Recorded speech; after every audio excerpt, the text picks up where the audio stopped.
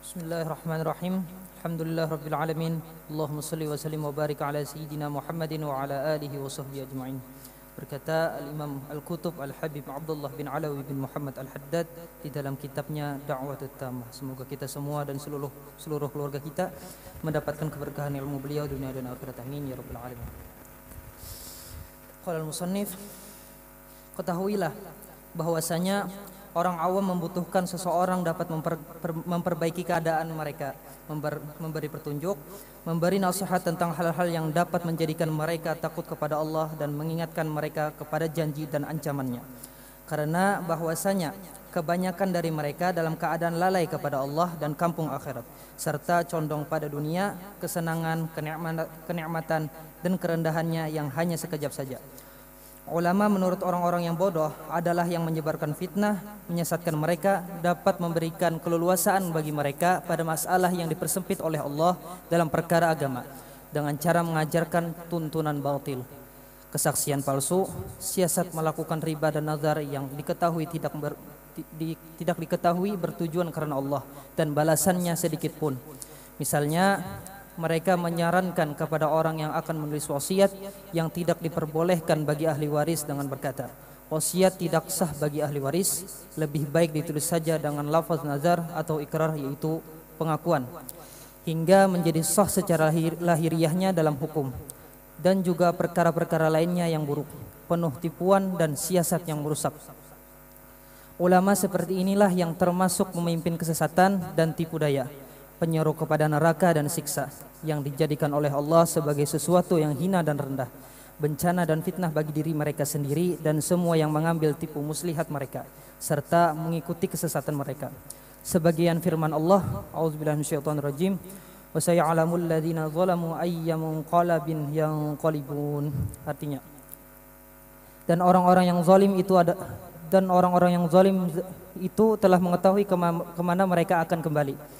Dan Allah berfirman, wala tahsabannallaha ghafilan amma ya'maluz zalimun, innama yuakhiruhum liyaumin tashkhasu fihi al-absar. Artinya, dan janganlah engkau sekali-kali wahai Muhammad mengira bahwa Allah lalai dari apa yang diperbuat oleh orang-orang yang zalim. Sesungguhnya Allah memberi tangguh atau memberi waktu kepada mereka sampai hari yang pada waktu itu mata mereka terbelalak. Dahulu para ulama yang bertakwa jika berbicara dengan orang awam yang meminta fatwa kepada mereka, mereka tidak memberi keringanan dan tidak memberitahukan perbedaan pendapat ulama yang dapat menuju kepada meringankan permasalahan. Mereka memberitahukan kepada hal-hal yang menjadikan orang-orang berhati-hati dalam beragama dan menjauhi perkara yang syubhat atau meragukan. Mereka berkata, kita mempersempit orang awam sedangkan mereka memperluas untuk diri mereka sendiri. Karena mereka dikuasai oleh kelalaian, ketertarikan pada hawa nafsu dan kerendahan duniawi. Jika engkau memperluas bagi mereka dan engkau berikan kepada mereka keringanan, maka mereka akan keluar menuju kepada hal-hal yang diharamkan. Karena bahwasanya sebagian besar dari mereka keadaannya seperti hewan ternak. Di dalam hadis disebutkan, man waqa'a fi syubuhat waqa'a fil haram, qarra'i yar'a haula al-hima yushika ay yaqa'a fi. Artinya, barang siapa menghindari perkara syubhat, maka ia telah memurnikan agama dan keharamannya. Dan barang siapa jatuh dalam perkara yang syubhat, maka ia telah jatuh dalam hal-hal yang haram, seperti pengembala yang menggembalakan di sekitar perkarangan yang terlarang, dikhawatirkan akan terjerumus ke dalamnya.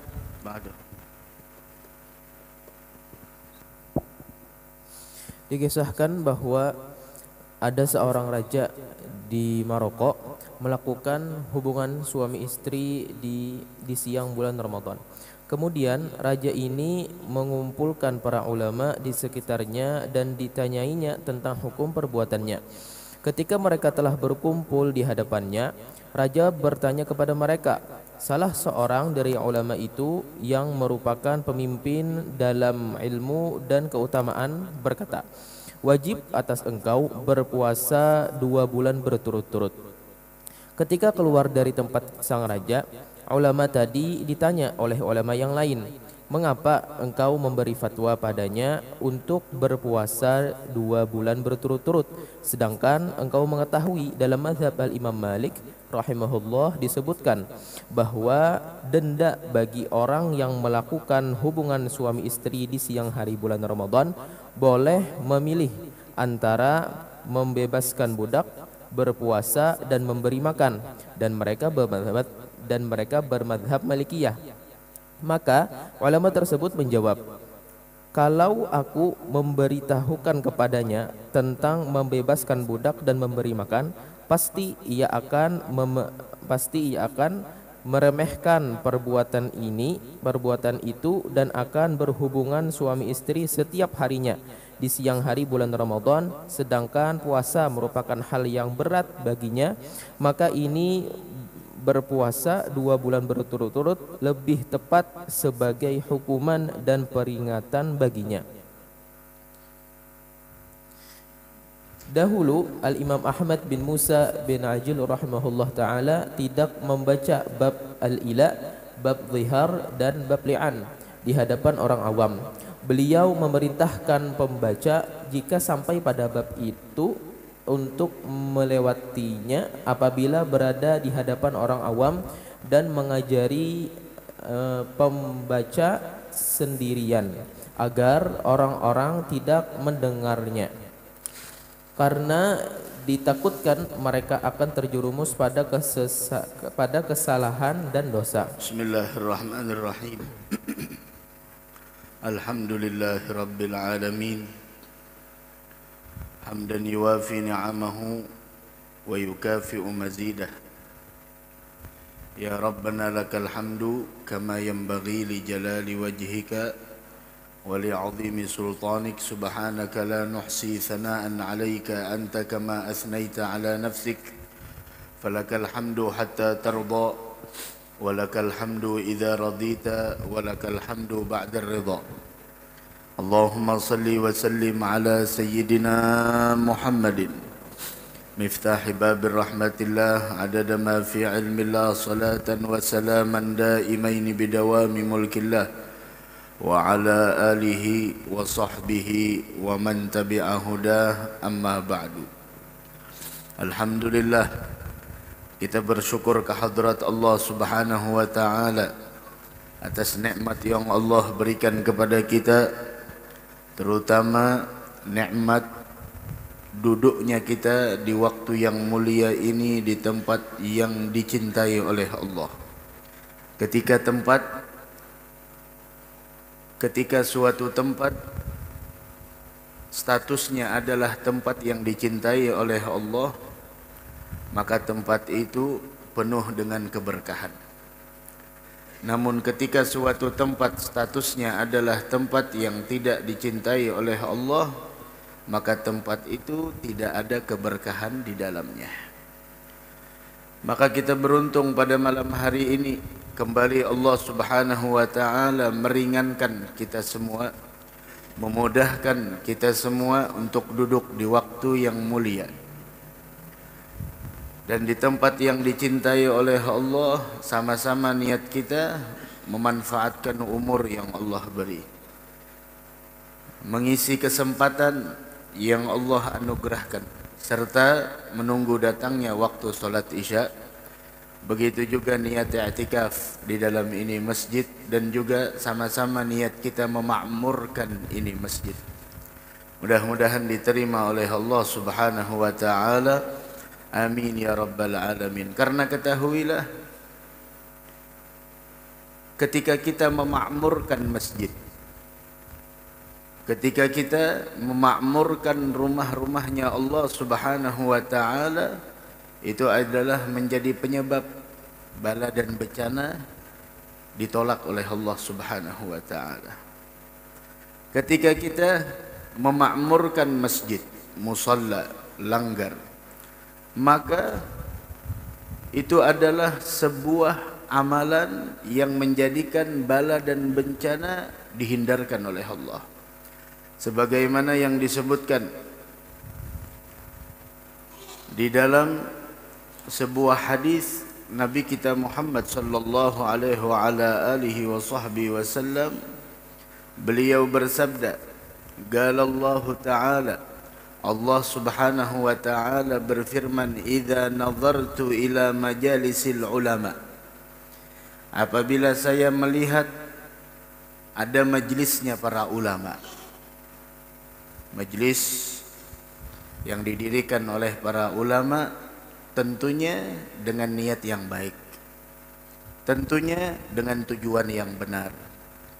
Karena tidaklah suatu majlis didirikan oleh para ulama melainkan salah satu tujuannya adalah untuk mencari ridha Allah dan menyenangkan hati baginda Nabi Muhammad sallallahu alaihi wa ala alihi wasallam.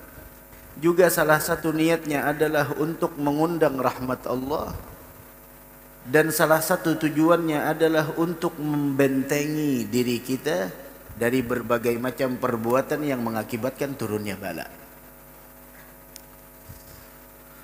Allah berfirman, idza nazartu ila majalisil ulama, jika saya melihat kepada majlisnya para ulama, wa ummaril masajid, begitu juga kepada orang-orang yang memakmurkan masjid, sakana ghadabi, maka kata Allah Subhanahu wa taala, murkaku, marahku menjadi redam. Redamnya murka Allah, redamnya marahnya Allah Subhanahu wa taala ketika melihat majelis ulama rame didatangi, masjid-masjid makmur dengan salat 5 waktu dan kegiatan-kegiatan agama lainnya. Tidak ada pembicaraan dunia di dalamnya, tidak ada pembicaraan-pembicaraan selain daripada sesuatu yang tujuannya dengan itu didirikan dan dibangun masjid-masjidnya Allah Subhanahu wa taala. Dari karena itu, di dalam hadis yang lain Rasul sallallahu alaihi wa ala alihi wasallam beliau bersabda, idza nazalat ahatun minas sama, apabila bencana turun dari langit, surifat an ummaril masajid, bala itu akan dipalingkan dan akan dijauhkan dari orang-orang yang suka memakmurkan masjid. Maka orang-orang yang memakmurkan masjid dalam asuransinya Allah, dalam jaminannya Allah Subhanahu wa taala, dalam pemeliharaan dari Allah Subhanahu wa taala. Dari karenanya mari kita sama-sama makmurkan masjid, makmurkan musalla, makmurkan langgar, makmurkan tempat-tempat ibadah, makmurkan majlisnya para ulama. Maka dengan itu Allah Subhanahu wa taala akan menurunkan rahmat kepada kita dan akan meredakan daripada murkanya Allah Subhanahu wa taala. Mudah-mudahan dengan duduknya kita di masjid dengan niat memakmurkan ini masjid, mudah-mudahan kita semua mendapatkan rahmat dari Allah Subhanahu wa taala, dan semoga dengan berkahnya kita duduk pada saat ini menjadi penyebab bala dan bencana dihindarkan oleh Allah Subhanahu wa taala. Amin ya rabbal alamin. Bahkan Allah Subhanahu wa taala menyatakan bahwasanya inna ahabba ibadi ilayya, hamba yang paling aku cintai, kata Allah. Siapa mereka hamba yang paling dicintai oleh Allah? Yang pertama, al-mutahabbuna bimahabbati, orang yang saling mencintai karena cinta kepada Allah. Saling mencintai karena Allah. Itu yang pertama.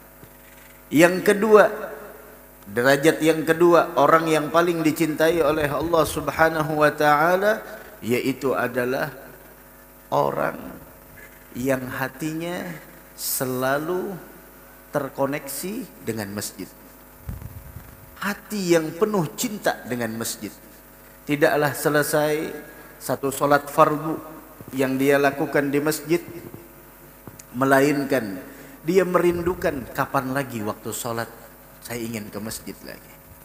Kapan lagi setelah maghrib dia memikirkan kapan lagi isya. Seakan tidak sabar untuk masuk rumahnya Allah. Setelah selesai solat isya dia masih memikirkan apakah umurnya masih diberikan kesempatan sampai solat subuh sehingga dia masuk lagi ke masjidnya Allah Subhanahu wa taala. Wahakala. Hati yang selalu terhubung ke masjid, hati yang selalu terkoneksi dengan masjid, itu adalah orang yang dicintai oleh Allah Subhanahu wa taala. Kemudian yang ketiga, wal mustaghfiruna bil ashar, orang yang menggunakan waktu menjelang subuh atau yang disebut dengan waktu sahur, yaitu dengan memperbanyak istighfar, meminta ampun kepada Allah Subhanahu wa taala Al-Malikil Ghaffar.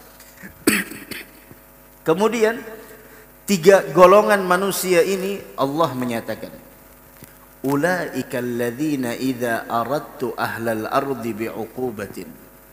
Mereka tiga golongan nih, orang yang saling mencintai karena Allah, bukan menyebarkan kebencian, bukan ngajak orang lain untuk membenci sesama muslim, bukan menyebarkan berita-berita hoax atau ujaran-ujaran kebencian. Tidak, itu orang yang tidak dicintai oleh Allah. Tapi golongan yang pertama yang dicintai oleh Allah, orang yang saling mencintai di jalannya. Dan yang kedua adalah orang yang memakmurkan masjid, yang hatinya terus condong ke masjid, selalu terikat dengan masjid, hatinya sangat cinta dengan masjid. Kemudian yang ketiga, orang yang menggunakan waktu menjelang subuh atau yang disebut dengan waktu sahur dengan memperbanyak istighfar kepada Allah Subhanahu wa taala. Mereka itu, kata Allah, idza aradtu ahlal ardi bi'uqubatin, apabila saya ingin menurunkan sebuah siksaan kepada penduduk bumi, dzakartuhum. Coba lihat rahmat Allah, saya teringat kepada mereka. Saya teringat kepada orang-orang yang saling mencintai di jalanku. Mereka berkumpul di majelisnya ulama tidak lain karena cinta kepadaku. Mereka berkumpul di majelis salawat tidak lain karena kecintaan mereka kepadaku dan kekasihku. Sehingga itulah yang dimaksud cinta di jalannya Allah. Yang membuat mereka berkumpul bukan karena dunia. Yang membuat mereka berkumpul bukan karena pangkat jabatan, kursi pemerintahan, tidak. Yang membuat mereka berkumpul bukan kepentingan pribadi, tapi yang membuat mereka berkumpul adalah untuk meraih ridhonya Allah. Ketika saya teringat mereka, teringat orang yang memakmurkan masjid, teringat orang yang bangun di waktu menjelang subuh dan mereka beribadah, terutama beristighfar kepadaku, fataraktuhum, saya abaikan. Tentu maksiat adalah salah satu perbuatan yang mengakibatkan murkanya Allah. Ketika maksiat dilakukan, maksiat demi maksiat, kezaliman demi kezaliman, kezaliman telah merajalela. Kemudian kezaliman sudah tidak bisa dibendung lagi, dari atasan sampai bawah semuanya kezaliman telah merajalela. Tunggu murkanya Allah. Air laut yang menguap, gempa yang diperkirakan, dan lain sebagainya. Semuanya adalah akibat dari kemaksiatan, akibat dari sebuah kezaliman, akibat dari dosa yang dilakukan. Sehingga apabila masih diimbangi dengan perkara-perkara mulia tersebut, masjid makmur, majelis ulama, majelisnya para ulama yang dibuka oleh para ulama, mau pagi, siang, petang ataupun di sana malam, selalu makmur di sana. Dan orang-orang yang menjelang waktu subuh, mereka mempergunakan waktu tersebut dalam bermunajat kepada Allah Subhanahu wa taala, maka golongan itu selama ada dan selagi ada di dunia ini, dzakartuhum fataraktuhum, saya teringat dengan mereka dan saya abaikan. Fasaraftul ugubata anhum bihim, dan saya urungkan, saya palingkan sebuah bencana dari penduduk bumi bihim, dengan keberkahan adanya mereka. Dari karena itu jadilah hidup kita di dunia ini membawa keberkahan buat orang lain. Bangun di waktu sahur, ayo menjelang subuh kita bangun, munajat sama Allah, minta kelembutan Allah, minta agar berbagai macam bala musibah diangkat oleh Allah Subhanahu wa taala. Ayo makmurkan masjid, cinta karena Allah, jangan menebar kebencian. Jangan sampai kita di sana menyebarkan ujaran-ujaran kebencian, atau di dalam hati kita ada kebencian kepada sesama muslim. Hindarkan itu semua demi agar Allah Subhanahu wa taala memberikan keamanan kepada kita dan kepada muslimin secara umum. Mudah-mudahan Allah hindarkan kita dari bala musibah insyaallah. Amin ya rabbal alamin. Dan jangan dikira duduknya kita di Banjarmasin pada saat ini tidak berpengaruh bagi saudara-saudara kita yang tidak tinggal di tempat kita. Sangat berpengaruh. Sangat berpengaruh. Istighfarnya kita menjelang waktu subuh, astaghfirullah lil mu'minina wal mu'minat. Jangan dikira istighfar tersebut tidak berpengaruh bagi saudara-saudara kita yang tidak tinggal di tempat kita membaca istighfar ketika menjelang waktu subuh tersebut. Sangat berpengaruh. Sangat berpengaruh. La ilaha illallah. Dari karenanya hati-hati. Hati-hati dalam mengambil ilmu, hati-hati dalam mengambil sikap, hati-hati dalam bertindak. Jangan sampai perbuatan kita, jangan sampai perilaku kita mengakibatkan turunnya bala dan bencana. Karena ketahuilah, bala tidak akan diturunkan oleh Allah, melainkan akibat dari perbuatan dosa. Dosa yang sudah tidak bisa dibendung, kezaliman yang sangat merajalela, dan tidak akan pernah terangkat itu bala, melainkan ketika kita kembali kepada Allah dengan memohon kepadanya, dengan bersimpuh di hadapannya, maka bala akan terangkat dan akan dipalingkan oleh Allah Subhanahu wa taala. Mudah-mudahan Allah berikan kelembutannya kepada kita semua insyaallah. Amin amin amin ya rabbal alamin. Dari karenanya juga diriwayatkan bahwasanya salah satu perkumpulan dari 6 perkumpulan yang mendapatkan asuransinya dari Allah, langsung jaminan dari Allah, yaitu adalah orang yang pergi ke masjid untuk melakukan sholat berjamaah. Ada perkumpulan yang di bawah asuransinya Allah, sponsornya itu. Dapat asuransinya Allah Subhanahu wa taala. Mudah-mudahan dapat taufik hidayah insyaallah. Amin ya rabbal alamin. Wal Imamul Haddad berbicara masalah bagaimana di sini orang awam sangat memerlukan yang namanya petunjuk dan orang-orang yang memberi nasihat kepada mereka. Dan nasihat itu isinya adalah yang menjadikan mereka takut kepada Allah, yang mengingatkan mereka kepada janji-janji Allah bagi orang yang beramal saleh, dan mengingatkan mereka tentang ancaman-ancaman dari Allah bagi orang yang berani mengabaikan kewajiban atau melanggar dari segala larangan Allah Subhanahu wa taala. Karena kebanyakan mereka, kata Imamul Haddad, mereka larut dalam kelalaian. Mereka dilalaikan oleh dunianya, dilalaikan oleh jabatannya, hanyut di dalam hartanya, hanyut di dalam kecintaannya terhadap hal yang tidak layak untuk dicintai.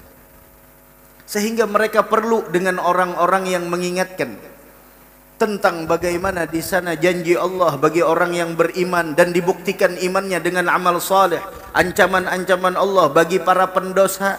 Begitu juga perlu dengan hal-hal yang menjadikan mereka takut kepada Allah Subhanahu wa taala.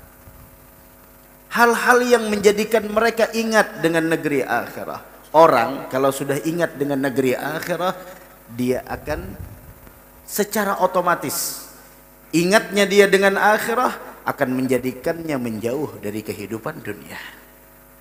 Ini ibarat kata nih, ini ada gelas. Di sini akhirat, di sini dunia. semakin penuh air yang ada di gelas yang mana kita isyaratkan ini adalah akhirah, semakin berkurang kecintaan terhadap dunia. Semakin engkau cinta dengan akhirah, semakin berkurang kecintaanmu terhadap dunia. Sebaliknya, semakin engkau cinta dan mengagungkan terhadap dunia, semakin berkurang kecintaanmu dan pengagunganmu terhadap negeri akhirah. Dan itu yang mempengaruhinya apa? Lingkungan. Yang mempengaruhinya apa? Pertemanan. Apa yang didengar, apa yang dilihat. Dari karenanya jangan dikira mereka yang lalai dalam kezalimannya, mereka yang lalai di dalam jauhnya mereka dari Allah Subhanahu wa taala, jangan Allah Subhanahu wa taala melupakan semua itu. La. Sampai Allah berfirman dalam Al-Qur'an, wa saya'lamul ladzina zalamu ayyamunqalabin yanqalibun. Dan orang-orang yang zalim, orang-orang yang berbuat zalim, yang telah di sana ditegaskan oleh Nabi kita Muhammad, ittaqudz zulma fa innadz zulma dzulumat yaumal qiyamah. Hindarilah kezaliman karena kezaliman mengakibatkan kegelapan besok di hari kiamat. Allah menegaskan dalam haditsil qudsi, ya ibadi inni haramtu zulma ala nafsi faja'altuhu bainakum muharrama fala tadzalamu. Wahai hamba-hambaku, saya haramkan kezaliman atas diriku dan aku jadikan kezaliman itu di antara kalian adalah sesuatu yang terlarang. Fala tadzalamu, jangan kalian saling berbuat zalim. Jangan kalian saling berbuat zalim. Dan Allah menegaskan di dalam Al-Qur'an, wa saya'lamul ladzina zalamu ayyamunqalabin yanqalibun. Orang kadang-kadang karena minimnya pengetahuan ilmu agama, karena minimnya ilmu pengetahuan agama, ikut berkomentar. Kalau memang gurumu seorang yang mempunyai kedudukan di sisi Allah, kalau memang gurumu adalah orang yang punya pangkat di sisi Allah, mana hukuman bagi kami? Mana hukuman bagi kami setelah kami mencela mereka? Setelah kami di sana menghina mereka, setelah kami merendahkan mereka, dia menyangka yang namanya hukuman batu yang diturunkan dari langit, bumi yang terbelah kemudian menelan mereka seperti Qarun, atau mereka di sana dimusnahkan oleh Allah Subhanahu wa taala. La, bukan hanya itu, kelalaianmu dari Allah dan terus-menerusnya engkau menghina orang-orang yang mulia di sisi Allah adalah sebuah hukuman dari Allah untukmu. Mana rezeki saya tidak merosot, uang saya makin banyak? La.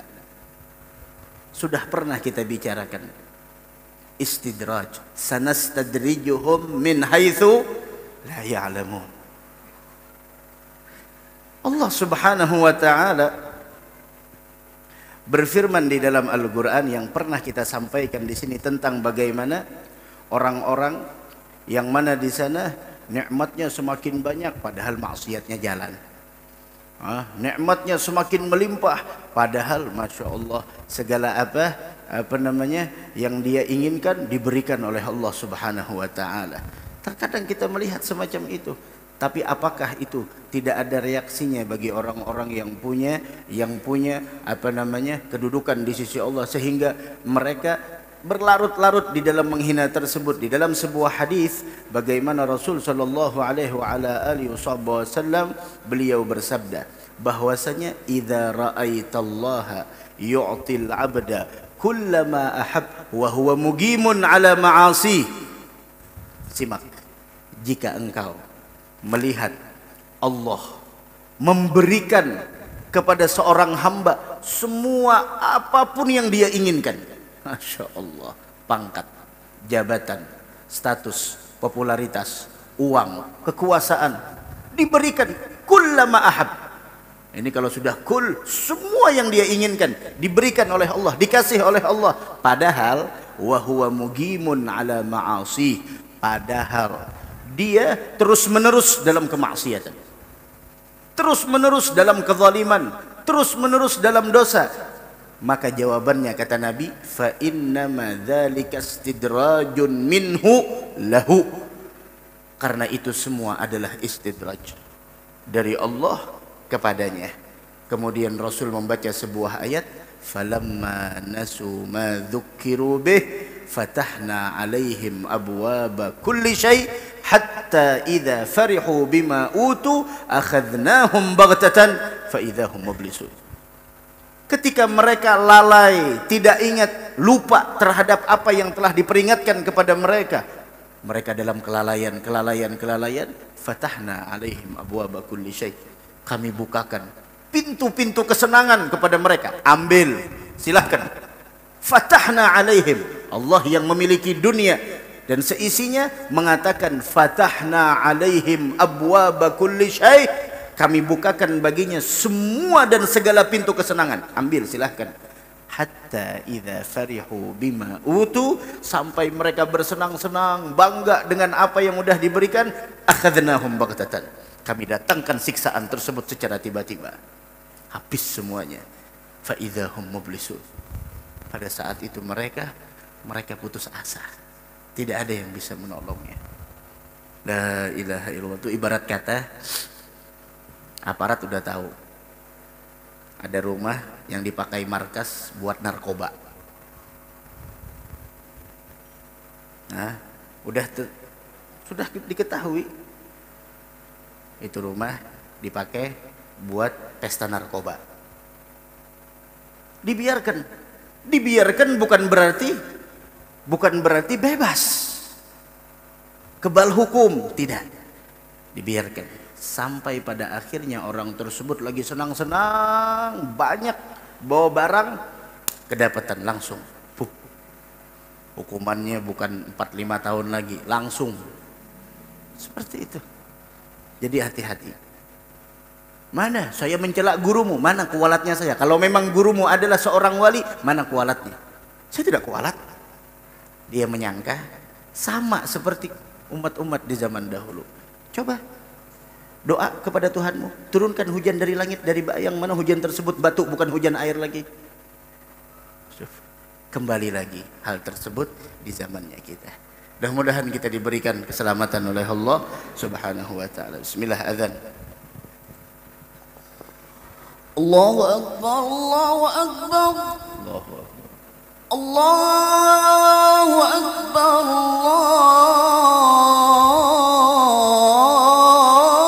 Allahu akbar. Asyhadu an la ilaha illallah.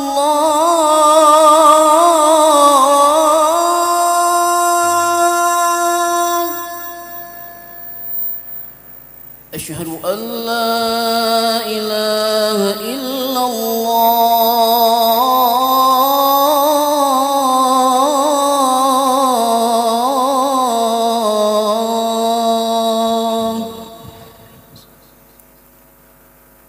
Asyhadu anna Muhammadar Rasulullah.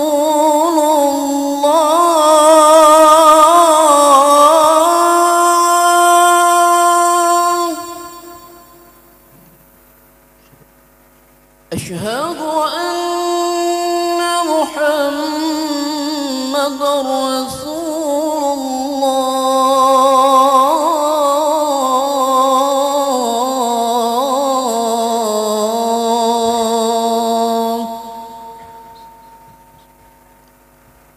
Hayya 'ala salat.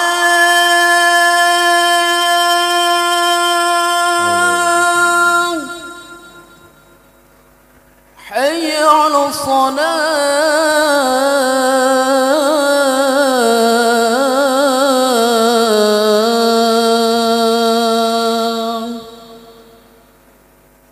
Hayya 'alal falah.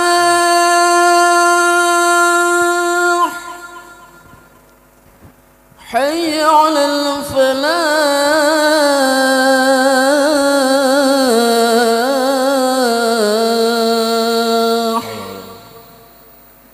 Allahu akbar, Allahu akbar. Allahu akbar. La ilaha illallah. La الحمد لله رب العالمين اللهم صل وسلم على سيدنا مولانا محمد وعلى آله ورضوان الصحابة أجمعين اللهم رب هذه الدعوة التامة والصلاة القائمة هات سيدنا محمد الوسيلة والفضيلة والشرف والدرجة العالية الرفيعة وبعث المقام محمود الذي وعدته يا أرحم الراحمين اغفر لي ولوالدي يا رب اغفر لي ولوالدي يا رب اغفر لي ولوالدي اغفر لي ولوالدي وارحمهما كما ربياني صغيرا اللهم إنا نسألك العفو والعافية والمعافاة الدائمة في الدين والدنيا والآخرة.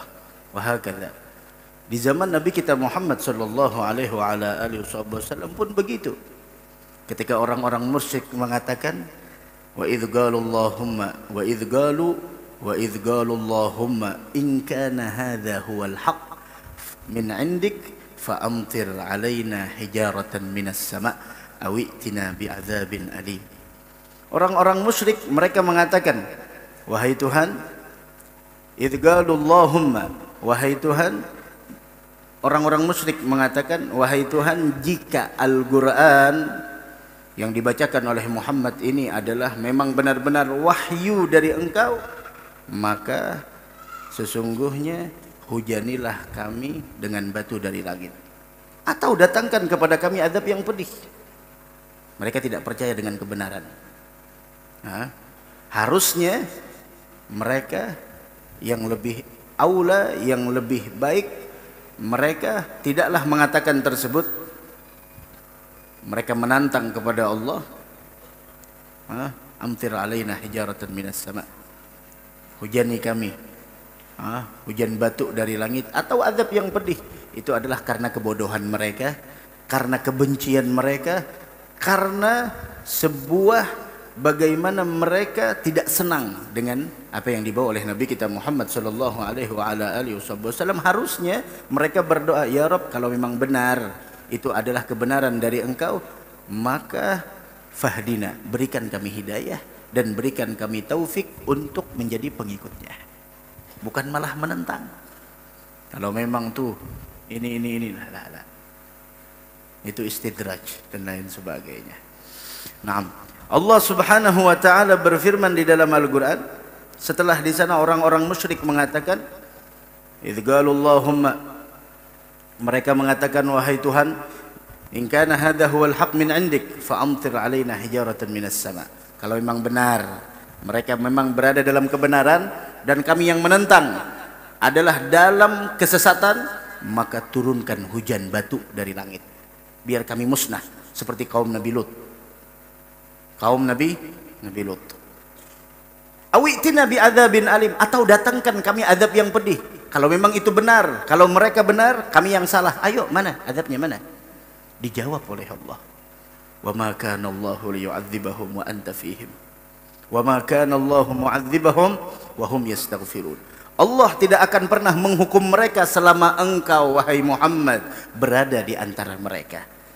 Selama syariat Nabi Muhammad jalan, selama para pewaris Nabi Muhammad, para keluarga besar Nabi Muhammad ada, aman, terselamatkan mereka. Wa ma kana Allahu liyu'adzibahum wa anta fihim wa ma kana Allahu mu'adzibahum wa hum yastaghfirun. Dan Allah tidak akan pernah menghukum mereka sedangkan masih ada di antara mereka yang memohon ampun kepada Allah Subhanahu wa taala. Subhanallah.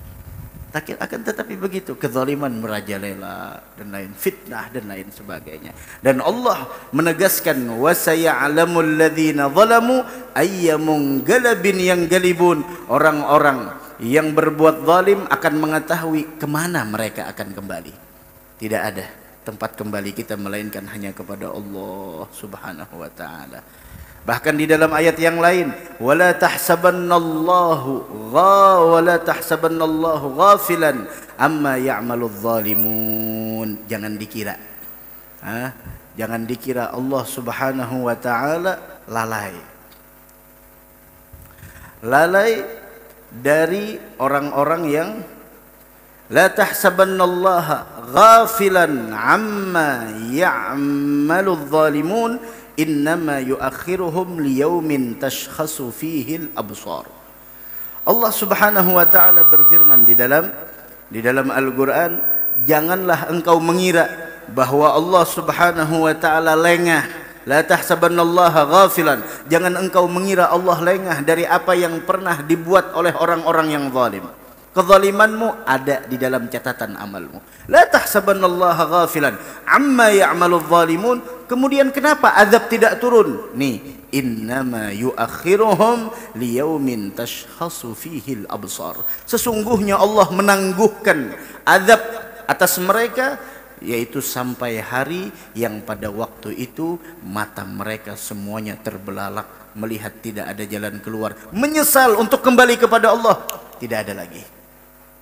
Maka dari karenanya peringatan bagi orang yang pernah berbuat zalim, diberikan peringatan oleh Allah, itu tandanya Allah sayang sama kita. Jangan sampai engkau larut dalam kezalimanmu, jangan sampai engkau larut dalam kemaksiatan. Ditegur, bismillah, kembali kepada Allah Subhanahu wa taala. Kemudian bagaimana di sini Al-Imam Al-Haddad juga memberikan sebuah pemahaman kepada kita tentang bagaimana memberikan hukum atau memfatwakan sebuah hukum kepada orang lain.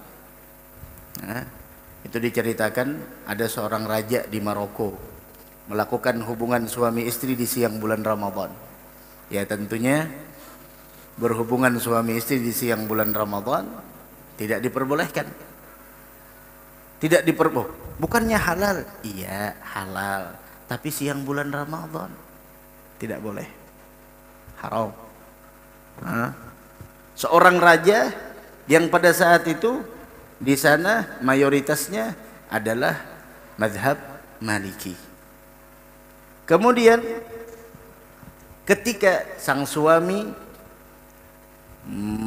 melakukan hubungan suami istri di siang bulan Ramadan, kemudian raja tersebut mengumpulkan para ulama. Ditanya tentang hukum perbuatannya, bagaimana hukumnya?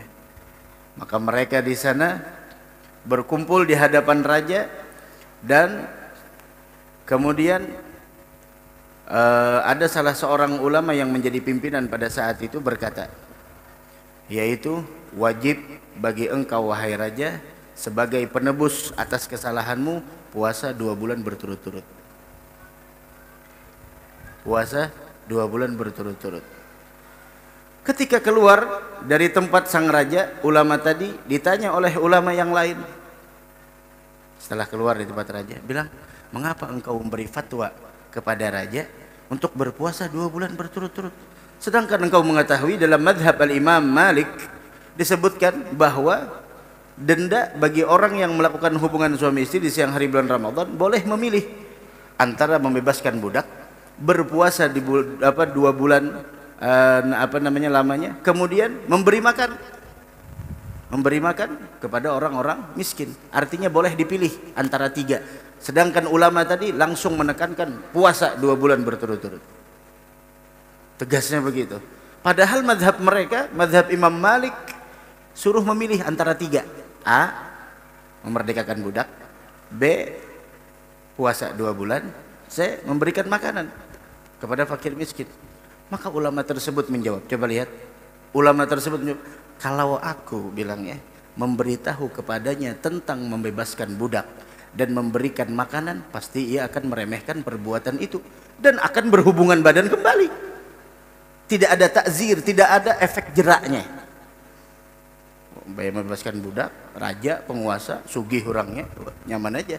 Budak sekong bebaskan, kena isuk-isuk, ia pulang. Isuk-isuk, ia pulang. Tapi kalau sudah puasa 2 bulan berturut-turut, waduh, jangankan 2 bulan, sebulan aja pecah, apalagi 2 bulan 2 bulan berturut-turut. Dan kita, itu mazhab Imam Malik. Kemudian ulama tersebut punya alasan, sedangkan puasa merupakan hal yang berat bagi raja. Maka ini maksudnya berpuasa 2 bulan berturut-turut lebih tepat sebagai hukuman dan peringatan bagi raja tersebut.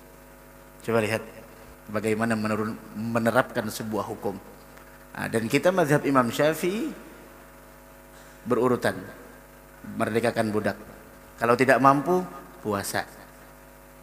Puasa 2 bulan. Itu diceritakan bahwasanya di zaman dahulu, sebagaimana Abu Hurairah mengatakan, kalau kita mazhab Imam Syafi'i, puasa 2 bulan berturut-turut.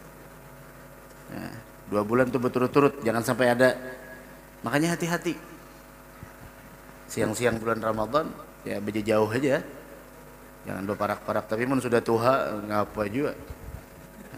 Napa-napa ini nang ya akhir-akhir Sya'ban nikah, Ramadan kumpul. Tuh hati-hati. Hati-hati. Ala kulli hal, di zamannya Nabi ada seseorang datang kepada Nabi Muhammad mengadu, "Ya Rasulullah, saya binasa dah." Kata Nabi Muhammad, "Kenapa?" "Saya celaka ya Rasulullah." Kata Nabi Muhammad, "Kenapa?" "Gal waga'tu ala ahli fi Ramadan." Saya berhubungan suami istri di siang bulan Ramadan. Kata Nabi Muhammad, "Sudah merdekakan budak." Orang tersebut mengatakan, "Saya tidak punya budak ya Rasulullah." Kata Nabi Muhammad, "Ya sudah, puasa 2 bulan. Ulun kada mampu." Jangankan 2 bulan, sebulan nija. 2 bulan ulun kada mampu. Kata Nabi Muhammad SAW, "Sudah, berikan makanan 60 orang miskin." Berikan makanan 60 orang miskin. Bilang, "Ya Rasulullah, berikan makanan 60 miskin." Kasih mana? Ada lagi dalam riwayat lain, orang tersebut mengatakan, "Ya Rasulullah, tidak ada yang lebih miskin dari saya di sini." Udah miskin lah, ya Allah, Masya Allah. Nah, begitu. Nah, membaca setelahnya. Begitulah jalan hidup para ulama pada kesempurnaan sifat lemah lembut dan kecerdikan mereka dalam menghadapi orang-orang awam. Ibn Abbas radhiyallahu taala anhu ardhah berkata kepada seseorang yang malu untuk bertanya tentang sesuatu, "Sesungguhnya kedudukan seorang ulama seperti kedudukan seorang ayah. Apa saja yang engkau kemukakan kepada ayah engkau, kemukakanlah kepadaku." Rasulullah SAW bersabda, "Innama ana lakum bimanzilatil walid." Artinya, sesungguhnya kedudukanku bagi kalian seperti kedudukan seorang ayah. Dahulu jika ada seorang yang bertanya kepada Rasulullah, beliau memberikan tuntunan yang menjadikan seorang bertakwa, menyelamatkan dari adab dan menjauhi larangan serta berhati-hati dalam agamanya. Di antaranya riwayat atau hadis tentang seorang Ansar yang akan memberikan budak pada sebagian anaknya. Ketika ditanya tentang hal itu, Rasulullah SAW bersabda, "Hal a'taita sa'ira auladaka mithlahu?" Faqala la, fa'amarahu biraddil ghulam. Artinya, apakah engkau juga memberikannya kepada anak engkau yang lain? Ia menjawab, tidak. Maka Rasulullah SAW memerintahkannya untuk mengambil kembali budak itu. Dalam riwayat yang lain disebutkan bahwa ia meminta Rasulullah SAW untuk menjadi saksi atas hal itu. Maka Rasulullah SAW bersabda, "Hadza jaurun wa ana la asyhadu ala jaurin." Artinya, hadza jaurun wa ana la asyhadu ala jaur. Artinya, ini adalah ketidakadilan dan aku tidak bersaksi atas ketidakadilan. Nah, jangan sampai kita saling tolong menolong di dalam kezaliman. Sebagaimana Nabi kita Muhammad sallallahu alaihi wa ala alihi wasallam, beliau memberitahukan kepada kita, dan beliau mengatakan bahwasanya hadza jaurun wa ana la asyhadu 'alal jaur. Ini adalah kezaliman dan saya tidak akan pernah bersaksi atas ketidakadilan. Jangan sampai kita, dan kita diperintahkan untuk ta'awanu 'alal birri wat taqwa wa la ta'awanu 'alal itsmi wal 'udwan. Jangan kita saling tolong menolong dalam perbuatan dosa, dalam bermusuh-musuhan, tapi kita dianjurkan untuk saling tolong menolong dalam kebaikan dan ketakwaan kepada Allah Subhanahu wa taala. Begitulah para ulama, bagaimana kasih sayang mereka, sifat lemah lembut mereka, kecerdikan mereka dalam menghadapi orang awam, agar orang awam jangan menyepelekan hukum-hukum Allah Subhanahu wa taala. Karena ketahuilah, mengagungkan syiarnya Allah adalah bahagian dari ketakwaan hati. Mudah-mudahan Allah Subhanahu wa taala memberikan kepada kita taufik dan hidayah untuk senantiasa bisa istiqamah di dalam syariat yang dibawa oleh Nabi kita Muhammad sallallahu alaihi wa ala alihi wasallam, dan mudah-mudahan kita senantiasa diberikan panjang umur, sehat afiat, dan semoga kita dihindarkan dari berbagai macam bala dan musibah, dan mudah-mudahan Allah menurunkan kasih sayang dan kelembutannya kepada kita semua dan kepada umat Islam. Amin amin ya rabbal alamin. إلى حضرة النبي محمد صلى الله عليه وآله وصحبه وسلم. الفاتحة.